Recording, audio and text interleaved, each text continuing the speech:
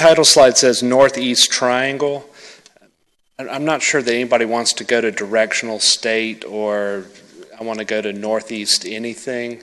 So consider that a holding pattern for a name at this time to be determined later.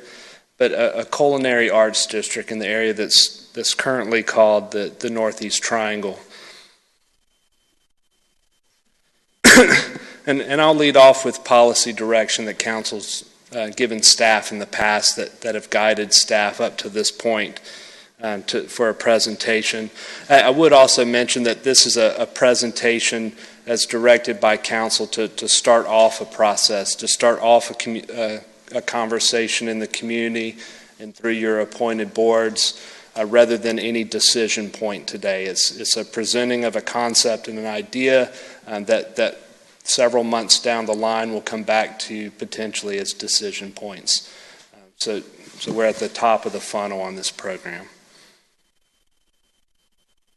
Location that we're talking about, it is runs basically from the Colonial Williamsburg Visitor Center up through Capitol Landing Road, 2nd Street, down Page Street, the southern boundary approximately being the railroad tracks. So that's the area that's loosely called Northeast Triangle. One thing looking at this area is Williamsburg is a drive market for tourism. When people are driving here, traditionally they're on Interstate 64. The traffic council will come up later in the conversation. But when staff was looking at where to invest staff time for redevelopment, this became, from a location standpoint, a good place to start. It's the commercial corridors that we're talking about between I-64 and the traffic and the draws within the city being the college and Colonial Williamsburg and the historic area. Now you may also notice that if you work to the east, you would also have Busch Gardens and the water park. If you look to the west, you have Waller Mill. You have some of the culinary arts along Moortown Road in York County and in that area as well. So from a location standpoint, this is a very central area of the city. It's also close to our transit center near here and the government center. There's already a bus lines that work through this area of the city. Colonial Williamsburg has its bus and transit connection and pedestrian connections back to the historic area. So there's already some infrastructure to move people within this area and around this area. In addition, a point that's often missed in a conversation and opportunity for the city is that there's a National Park Service unit that runs right through this area and has a road in Parkway Drive that can be accessed either east or west to bring people into this district off of the Colonial National Historic Park. The overarching goal that's driving staff on this from the GIOs is from Goal 1, talking about community character, Initiative D, Northeast Triangle. That GIO initiative stemmed from a community planning effort in the past from the Northeast Triangle Focus Group. That led to implementation within the comprehensive plan of some goals within this area and some specific recommendations of how to proceed. But looking at the location from a pedestrian improvement standpoint, as well as supporting our existing business within the area and looking at how to encourage further redevelopment in the area, especially with craft beverages like Copper Fox Distillery from an old hotel site that the city had purchased and then sold back for that use. I'm not going to read all of your past goals and objectives, but when we started evaluating all of the GIOs and what would apply to this area, there's a very extensive list of goals that this touches, from the obvious redevelopment and how do you incentivize that redevelopment. How are we promoting tourism, economy, and generating revenues along that line versus property? How are we creating place within our community? How are we generating a community that's more walkable and of interest to the outside consumer? All of this plays in to this entry corridor. With that, I will get out of the way and let you talk to planners and economic developers for a while. Okay, I'm going to start off by talking about the Northeast Triangle Focus Group. This group was formed by City Council in December 2010 from the adopted biennial goals, initiatives, and outcomes. 7 members were appointed. Sarah Stafford and Mickey Shohan were co-chairs, along with Ed Richardson, Bobby Bland, Jim Bennett, Tori Gussman, and Sharon Cardwell. City staff included were Michelle DeWitt, Economic Development Director, Reed Nestor, Planning Director, and myself. The group's charge was to prepare a vision statement by the end of 2011 for use in the city's comprehensive plan update, which paints a narrative and a graphic picture of expectations and recommendations for the future of the Northeast Triangle focus area, including future land use designations, relations to surrounding areas and the city and outside the city, transportation connections, design expectations for corridors and open space, economic development and business opportunities, redevelopment priorities and architectural character and scale of housing and neighborhoods, community life and recreational opportunities. The focus group met monthly except for July, held 4 public meetings in March, April, May, and November, and presented the final report to City Council in January of 2012. The first sentence of the vision statement states, "Our vision for the Northeast Triangle recognizes that this is a diverse section of the city of Williamsburg with both residential neighborhoods and commercial districts that offer opportunity for new development and redevelopment." Their recommendations were, and that's where the slide comes into play, planning and zoning issues. The existing land use and zoning designations are generally acceptable. Residential uses should stay residential, and commercial uses should stay commercial.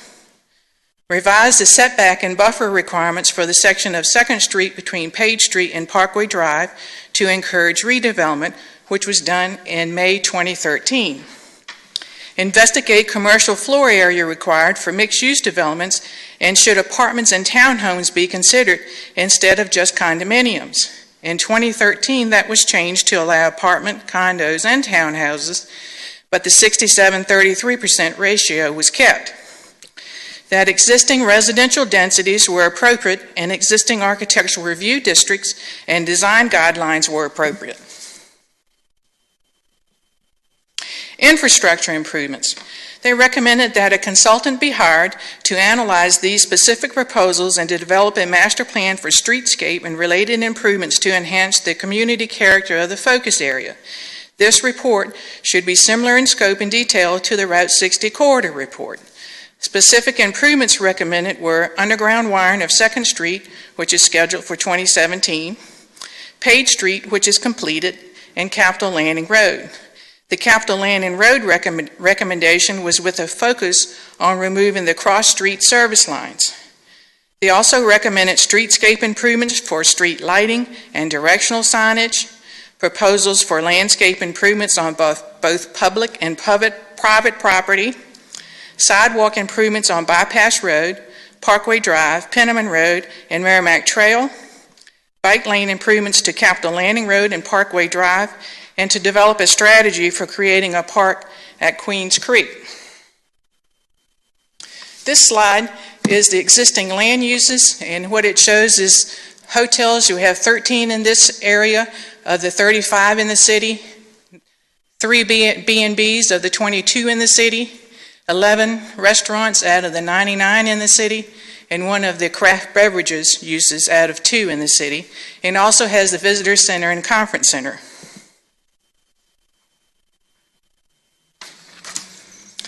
This area also has, the slide shows, 15 vacant commercial properties with 6 of them currently for sale. This is a slide that talks about the average daily traffic on this end of town. We'll start at the top, which shows 18,000 from the Camp Perry exit from I-64. Route 32 from Merrimack Trail is 8,800, which is interesting because it's almost a split with that on from Merrimack Trail down to Capitol Landing Road of 8,900. Capitol Landing Road from Merrimack Trail to Bypass Road, 6,600. Merrimack Trail to the York County line of 6,800. Bypass Road of 14,000. And from Page Street from Capitol Landing Road to 2nd Street, 20,000. And Page Street from 2nd Street to York Street of 13,000. And 2nd Street between 12 and 13,000. And lastly, Penniman Road from Page Street to the York County line of 2,700. Recent developments in the area are Capitol Landing Nursery, shops at 2nd Street, Copper Fox Distillery, and 2nd Street Bistro. And just across the city line in York County is the Virginia Beer Company.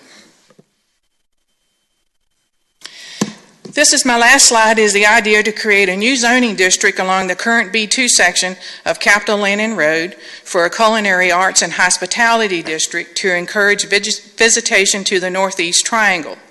This district would allow by right such uses as hotels, motels, restaurants, microbrewery, microdistillery, microcidery, brew pubs, schools for the culinary arts, retail, studios for workshops of artists and artisans, and food trucks. Food trucks would be allowed if they are owned and or operated or in partnership with an owner and or operator of a licensed restaurant located in the city. This district is recommended to remove uses that are not compatible to the culinary arts and hospitality uses, such as automobile sales and service uses and many storage warehouses, and allows uses by right such as microbreweries, cideries, distilleries, which currently require a special use permit to encourage their location into this area. And with that, I'll turn it over to Michelle DeWitt to go over economic development. Thank you, Carolyn. Mr. Mayor and members of council, good to be here again today. I'm going to talk about 3 areas that we want to conceptually mention to you that we see as, in addition to the zoning changes, that we see the city can use to move forward in this corridor, in this section of the city. The easiest thing to do, we always turn to the planning department and the zoning ordinance first when we're trying to encourage certain uses, and Carolyn has covered that. But we know this area of town has not had as much private investment as we would like, as you've seen from the slides that Carolyn has showed you. So when we talk about economic development incentives, we always ask, what is the city's role?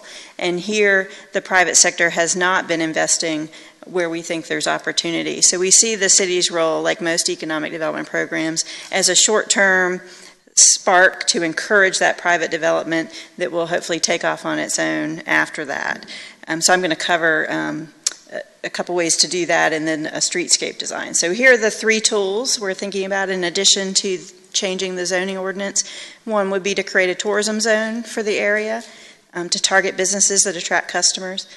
A streetscape design, as the task force mentioned back in 2010 and 11, and then a landscape and facade matching grant. And I'm just going to quickly talk about each of those. Ms. DeWitt, can I just make one clarification? We've talked about the Northeast Triangle, we've talked about Capitol Landing Road, we've talked about 2nd Street, but right now, when you say this area, you're talking just about that section of Capitol Landing Road that was in your prior slide? Or are you I'm actually talking about the entire area north of the railroad tracks. It includes, and this is the slide that will show that includes the Visitor Center, 2nd Street, Merrimack Trail, and the Capitol Landing Road corridor. Sure. So great clarification, because the zoning that Carolyn was talking about was just for Capitol Landing Road. But for the tourism zone, we're speaking about this whole area of the city that was also the area the task force looked at.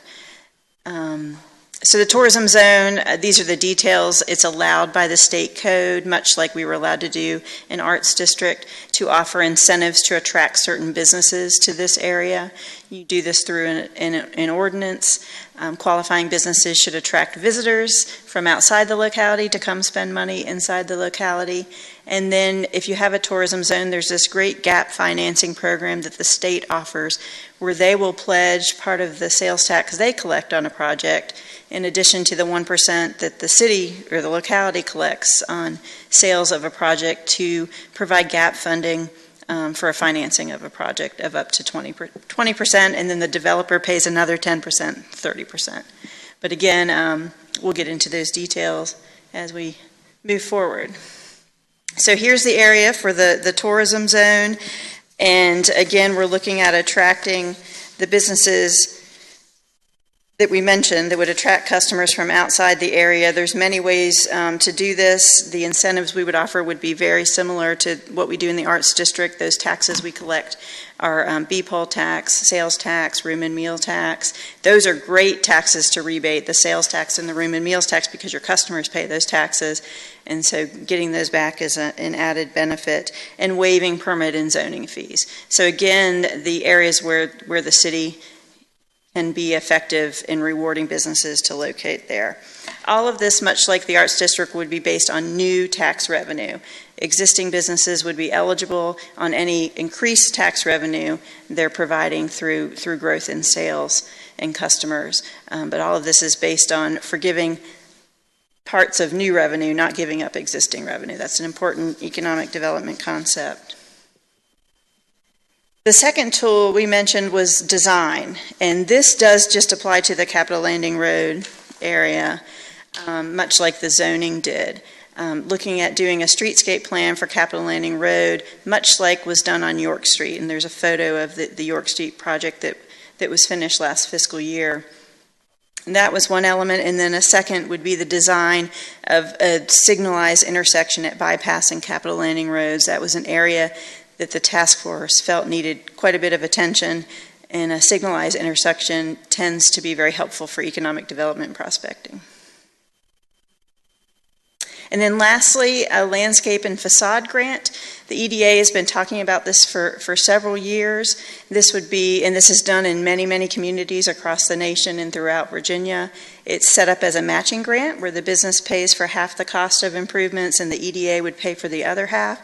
There'd be a cap per business. It's again to try to reward people for investing as the design plan that I spoke about in the prior slide would say the city's vision is. We want certain design, look, and feel. As the private sector wants to react and do that, we would pay half the cost. And some examples are painting, public art, landscaping, windows, awnings, different things that existing businesses can do. These are always set up as short-term programs, again, trying to spark that private investment where it's not there. So we would have it with a sunset to encourage people to use it immediately and to jumpstart other interest in beautification of the corridor. Back to Mr. Collins.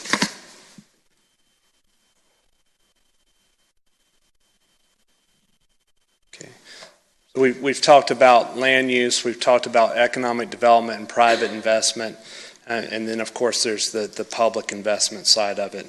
A lot of any land use also involves the public right-of-ways, and what do they look like, what do they feel like, what is the above ground wiring.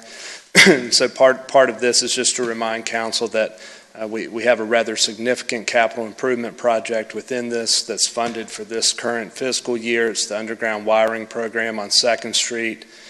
That's between $1.5 million and $2 million in the budget. Also, with the Capitol Landing Road improvements, right now there's funding for a Capitol Landing or Northeast Triangle redevelopment plan.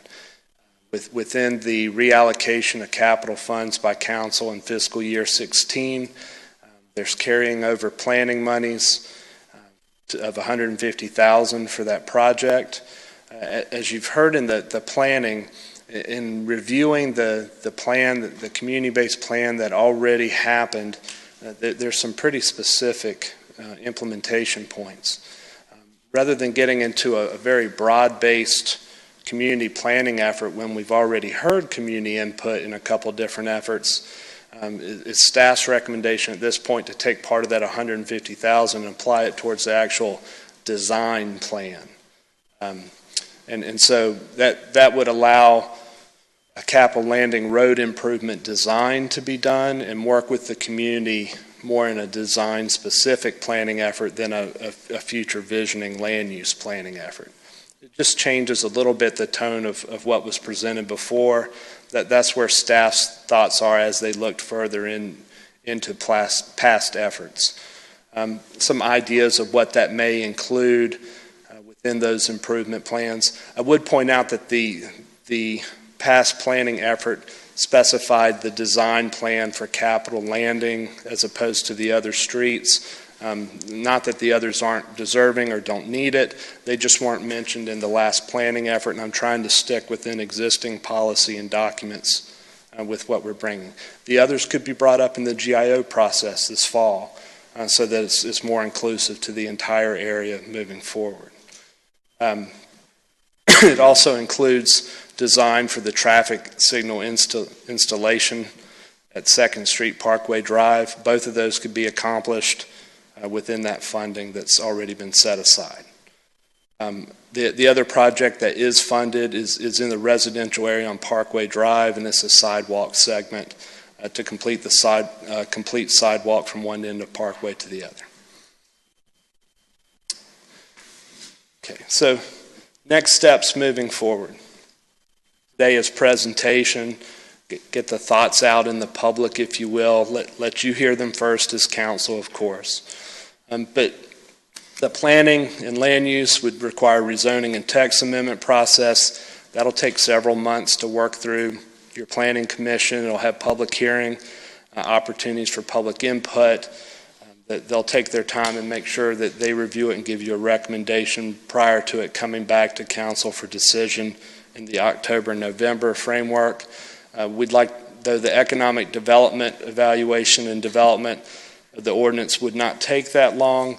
We'll time it out to where you get one packet. So it's a project packet, and you can consider it all at one time as council in that October-November timeframe. With the infrastructure, it would just be an update to the capital improvement plan for that design work. We can discuss through that going into your retreat and time it out also with your decision process on the other two items. That staff is available. It's a lot of information in a short period of time in a long meeting. It's meant to be a conversation starter rather than an end point. Mr. Mayor. Start the conversation. All right, I'll pick out a few specific things. Carolyn, you talked about, particularly on Cap Landing Road, showing our intent for that area with some by right uses. I like this. I like the way that sounds because it really kind of puts it out there what we intend for that to become. Do you know anything about other jurisdictions and how they've used that, particularly targeting microbreweries, the craft beverage industry? We're looking at those, and we're looking at the York County, and we're also looking at York County. They're doing food trucks, and James City is looking into food trucks and those kinds of things. So we're looking at all of that to develop a proposal to take to Planning Commission. Good deal. I've just noticed municipalities like Norfolk and Richmond have got little nucleuses of craft beverages kind of all over town, and I'd be curious to know what by right zoning was in or is currently in those areas. It's really, particularly in Richmond, it's taken several parts of town that didn't have an identity or had a previous identity and created a new one, and I think that's a really great tool for Cap Landing Road. Well, that's what I thought we were looking at, and to encourage that, if you'll do it by right rather than a special use permit, the private sector is more likely to come into that area. And I like that we would almost be able to advertise that. Come here and do this by right. It makes it easy on that potential business owner. If you do that with the tourism zone where you're able to do some time period of revenue going back, it also provides the incentive for the capital investment in the zone as well. Sunset that, so they're able to recapture a percentage of their investment in the area, and then the city and its residents will be able to benefit by the increased beverage tax revenue consistent with council policy. All right, this one's for Marvin. I think it's the second to last slide. Capital Landing Road improvements. There's one that's on, the third bullet, traffic signal installation at 2nd Street and Parkway Drive, and then the Capital Landing Road improvements. Which of these, other than the underground wiring on Capital Landing Road, is even on the CIP horizon? 2020 currently, there is the design money for the intersection, Capitol Landing and Bypass. Okay, so these are the type of things as we reevaluate our CIP in 6-9 months, we can reevaluate based on these options and new direction for this part of town. The Capitol Landing improvements being part of the plan were incorporated into comp plan goals, but they haven't made the move yet from comp plan into capital improvement. What this initiative would be to push up the design work. There can be a conversation about, do we want to fund elements? How do we fund elements? Okay. Do we want to do the whole thing?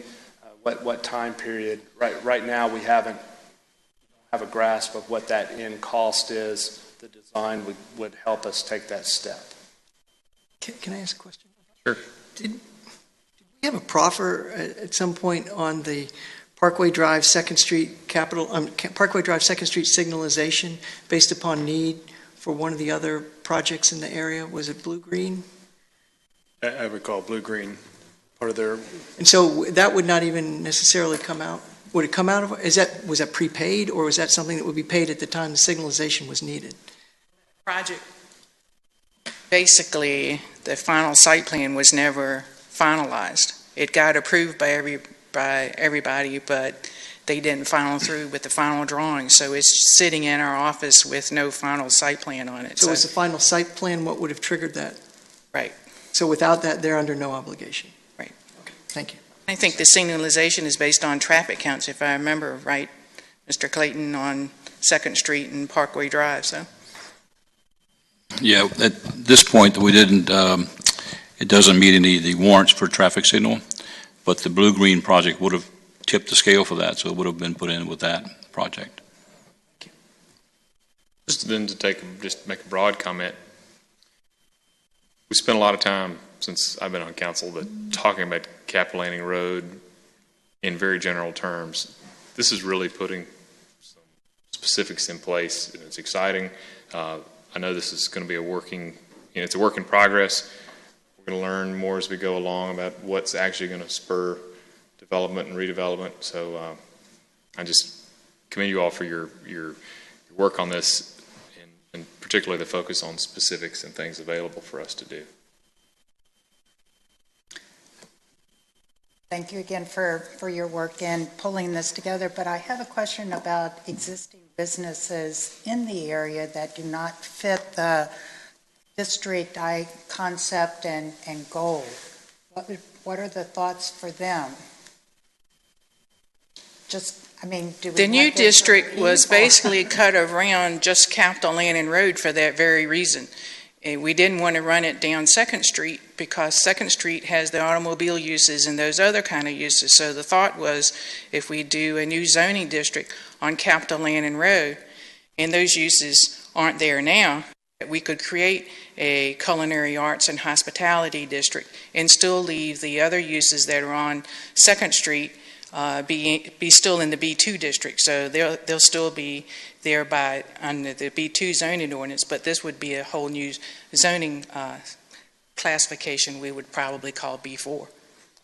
But wouldn't the businesses on 2nd Street fall under the Northeast Triangle whole area? And it's in the Northeast Triangle area, but it's not in the rezoning district. In that Right, I zoning understand district. that. So they're still in the same zoning, same uses, nothing's Nothing's- changed. right. Nothing changes in the residential, nothing changes for existing businesses on Capitol Landing. If the conversation earlier about how do we start the conversation on Richmond Road and transition from a car-centric design to some other concept moving forward, this is a conversation that's happening here. On Richmond Road, the market responds in a manner consistent with the existing comp plan.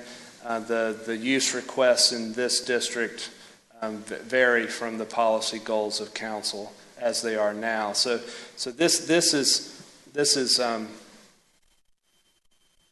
honing in the uses to what you want long-term, is transitioning the district. It doesn't require any existing businesses to do it. Can I step in here? I think this comes back to my question when Ms. DeWitt was speaking. It gets a little confusing because we're talking about different areas in the same conversation, same bigger conversation. But the B4 rezoning that we talked about was only for that section of Capitol Landing Road between Parkway Drive and out to the DMV. Merrimack Trail, basically. Merrimack Trail, right. That's correct. But when we talk about the tourism zone, we talked about the entire Northeast Triangle being part of the tourism zone. Right. So it's two different concepts on two different zones, although one of the zones is a subset of the other. Right. And we're not talking about any other overlay. It's just those two. The tourism zone allows for specific businesses to receive incentives to develop there. Businesses that are not tourist-based businesses would not be eligible to receive incentives there. They could still locate if they were an allowed use within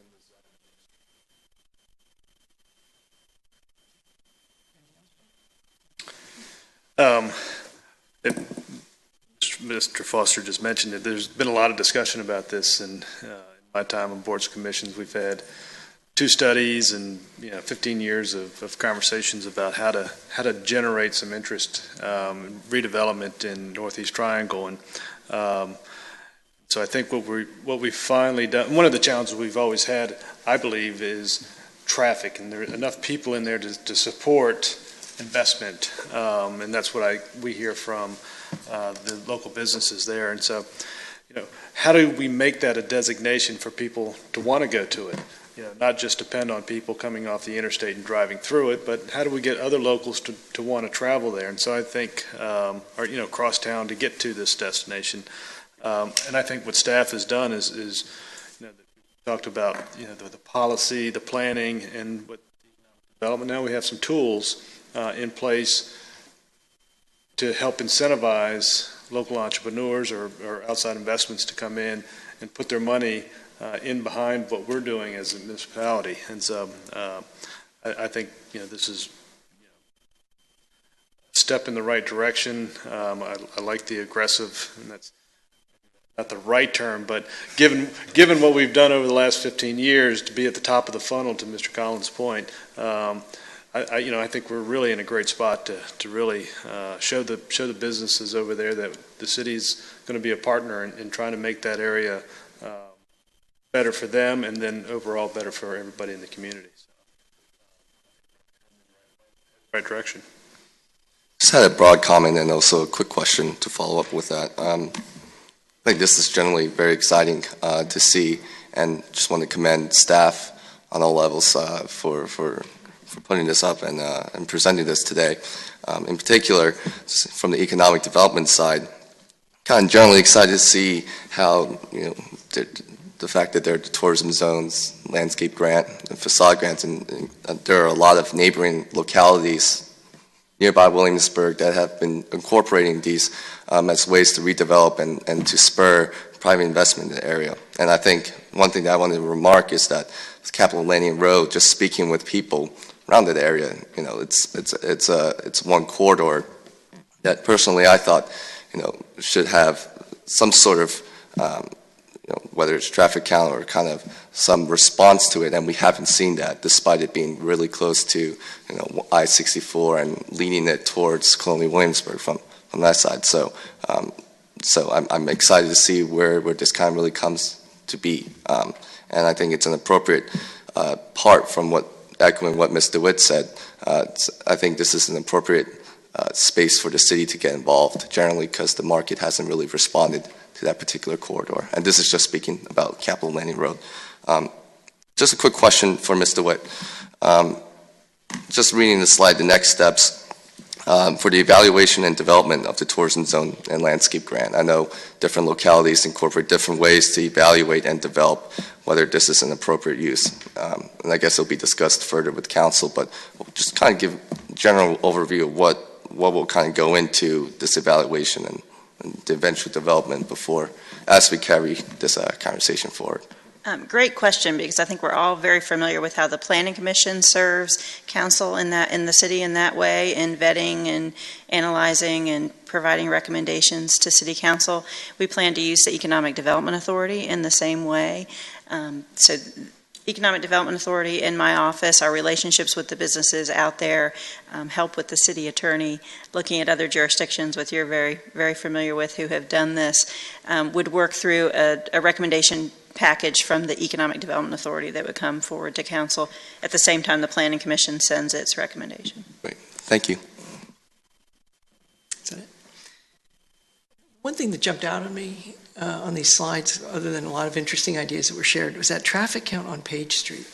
And I think it's almost all residential right there. And there's nothing we can do about that, but it's interesting that that's the highest volume of traffic of any stretch in that area. But as we think about this Northeast Triangle and the concept that you came up in the very first slide about the Culinary Arts District, or Culinary Arts and Hospitality District, it strikes me that if we really want to have the sense of place that one would expect a Culinary Arts District to evoke, that requires a much more identifiable pedestrian environment. We do not have that on Capitol Landing Road. We do not have that on 2nd Street. And I understand that some of the capital investments that are suggested here involve crosswalks and maybe some of the intersection work, but it's a lot more than that. When you look at those roads, either one of them, they tell the pedestrian, these roads are designed for cars. They're not for people. They're to get people from one place somewhere else to another place somewhere else, and that generates a lot of traffic coming through. It's not about how can you safely navigate from one side of the street to the other and then back again so that you're parking one place and not constantly moving your car around. And when I think about areas that are successful in this concept, that's what they have.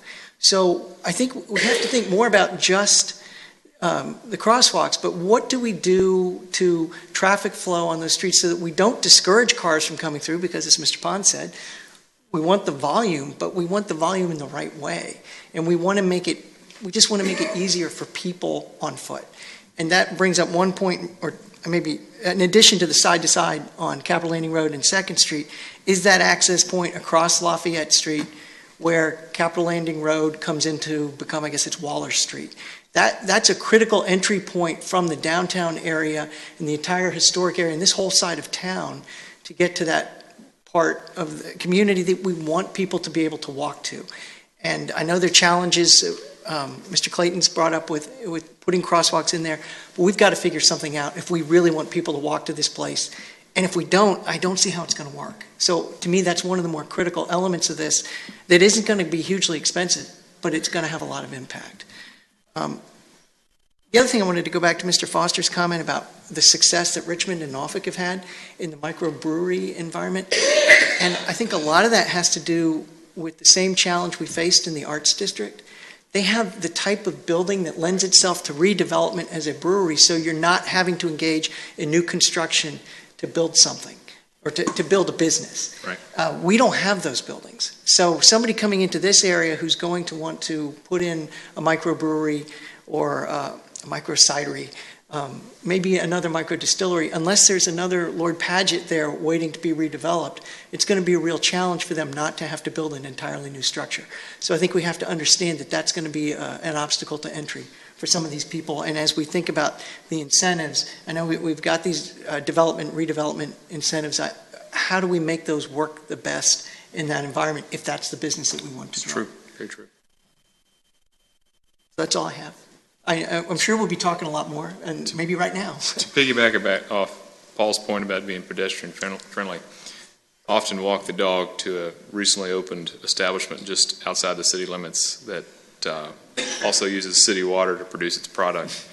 And the difficulty in creating a pedestrian-friendly environment in that corridor is we have to coordinate with another locality. You can tell when you leave the city by the quality of the sidewalk and the cleanliness of the sidewalk. It's so important, as we move forward in this process, to see what we can do to get our neighbor jurisdiction in that area to cooperate and see that it's in their best interest to make similar coordinated improvements, because no one, even most residents of Williamsburg, don't realize that they're leaving the city and crossing into New York County when they're on 2nd Street. So, in defense, at times of our neighboring jurisdictions, when you get into the road right-of-ways and the pedestrian features within, they're not always the maintenance authority within that area, as much as they may want to do more. And if I can also go back to Councilwoman Ramsey, I might have a different way to respond to the existing business, is that if it's an existing business that is a tourism-related business, and they had additional phases of improvements, or if they wanted to take an old design and redevelop their property to a newer design, then this gives existing businesses an incentive, as well as new businesses, the incentive to participate and redevelop their property. So there's a benefit to both existing and new businesses within the corridor. Look forward to the discussion. I brought up when we're talking about that design and pedestrian scale, the actual money for design work, we'd be looking at this cross-section for the rezoning district on Capitol Landing, because that's the area that was identified within the plan. One thing that stands out to me as a former planner, there are a lot of travel options around this. So there's a question of if this is an effort to create place does involve that pedestrian ability to cross and a visual connection to the next use or desired place you want to go to. And if that involves empty spaces or blank walls or unsafe road crossings, the pedestrian chooses not to participate. So that would be a conversation I anticipate with the design to look at the actual road cross-section. Maybe not all achievable in one project or one time, but that can be part of a phased discussion within the corridor. A larger plan that's implemented over time. Right. This is about creating a place generationally. Council has had foresight to look forward and think about the next generation of use within districts, and some of our corridors are in that generational change right now. So we're being a little bolder, looking forward. Councilman Pons, thank you. We're being a little more aggressive because it's time to do that for these areas. So thank you for your time on that.